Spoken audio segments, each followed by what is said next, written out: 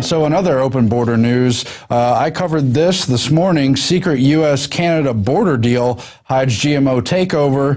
Now, this is a beyond borders border security perimeter deal that Harper and Obama have been secretly working on for more than a year. I covered it back in April. Now they're set to sign the deal, still secret at this point in time, next week, at which point it'll become, I guess, treaty law. Now, this bill is significant. Of course, obviously, it's part of the larger North American Union deal that was leaked, that was also pursued in secrecy, started during the George W. Bush administration in 2005. They've had a number of meetings since then, and Harper's been part of this all along. Now, it would merge a large portion of law enforcement and terrorism efforts, allowing Canadians to work on the U.S. side of the border, U.S. personnel to work on the Canadian side of the border.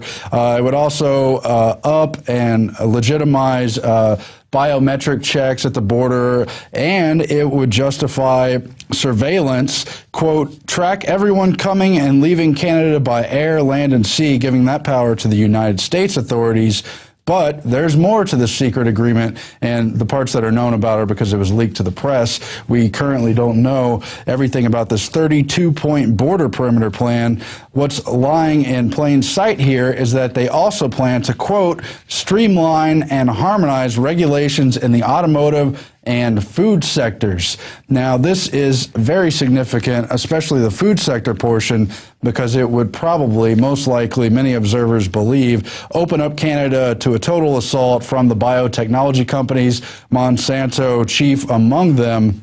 The Council of Canadians reports that what kind of regulatory alignment might we expect to see as a result of the Beyond the Border Action Plan? The Biotechnology Industry Association asked that both countries adopt consistent science-based processes that would significantly decrease the time required for authorization of biotech crops and their products. They've asked for a harmonization of the maximum permissible pesticide residual levels.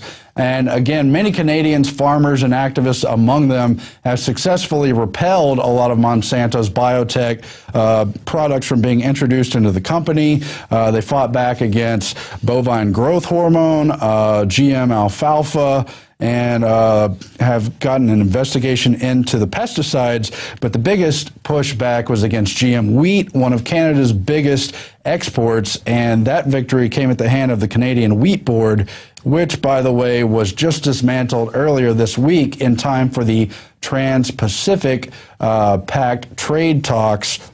So you've got Canada and the U.S. working on a bilateral open borders trade deal, part of the North American Union. Meanwhile, they're working in the Asian sector for this Trans-Pacific Partnership, all to do these so-called free trade deals, which are not free at all. They create trade blocks. If you don't become a member, then you're essentially discriminated against for your exports. So it's all very interesting. They say the wheat board's probably just the beginning.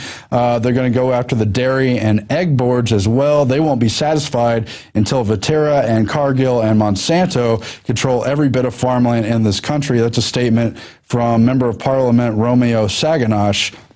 Now, these boards in Canada are very socialistic, but at the same time, tariffs are not necessarily socialistic. They're historically part of the American experiment as well.